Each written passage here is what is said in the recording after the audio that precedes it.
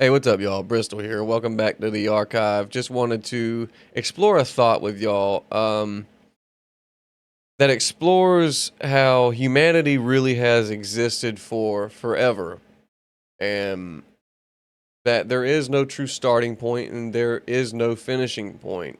And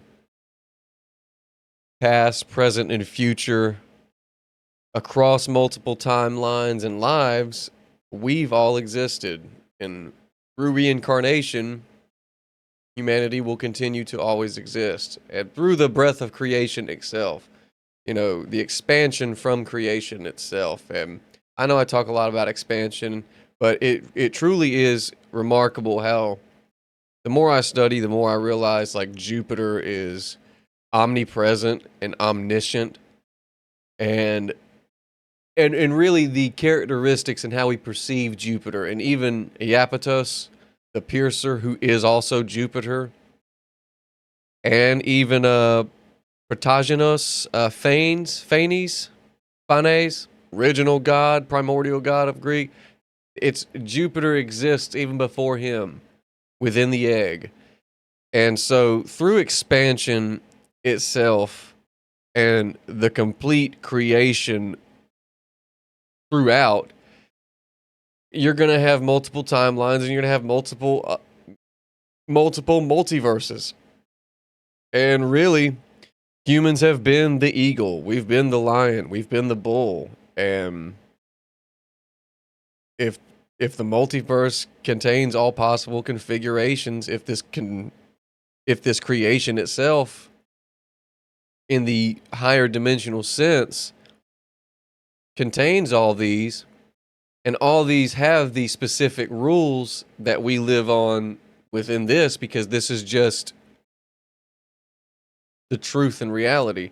You know, humanity existing forever also alludes back to us coming from one. We all originate from source, and source we can just allude to the circle, the simple circle with the dot. There's a specific word for it in Greek philosophy, but um, basically that's it. All that is perfect and all that will ever originate, be created, ever happen, ever will happen, ever has happened is there, and we all originate from that.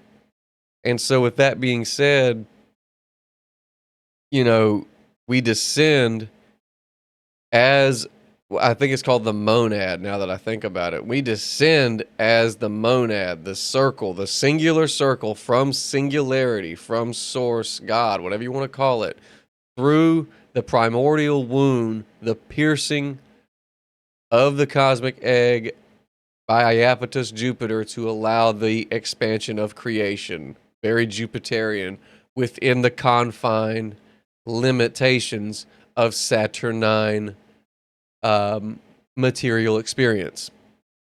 So, again, bringing us back to a Piscean Virgoan axis from spirit into material, perfection, the perfection organizing itself into a crystallized material item, experience, being, etc. Fibonacci sequence. So we have continued to exist throughout multiple lives and timelines. We will reincarnate, and we have to ask ourselves, I think Egyptians really honed in on this too, man. Asking, really getting in touch with ourselves and going, what keeps bringing me here?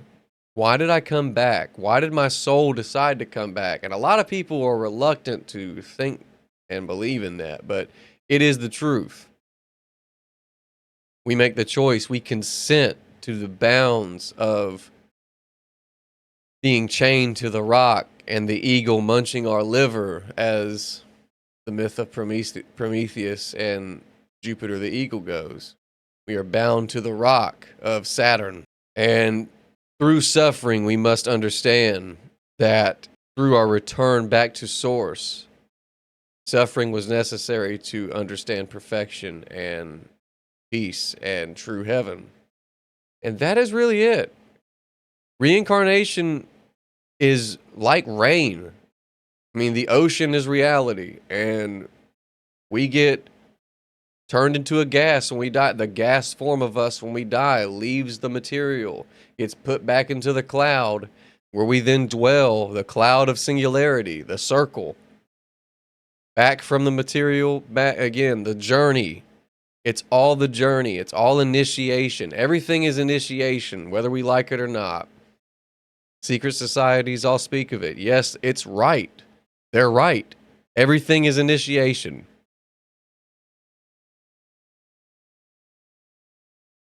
Reality's interesting. Or what we perceive reality to be is interesting. And that's all I got for y'all today, man.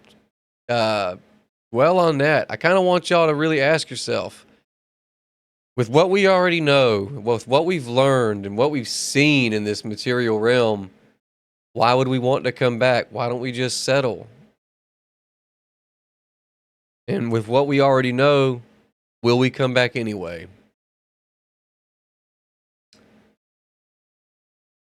And man, that is really it.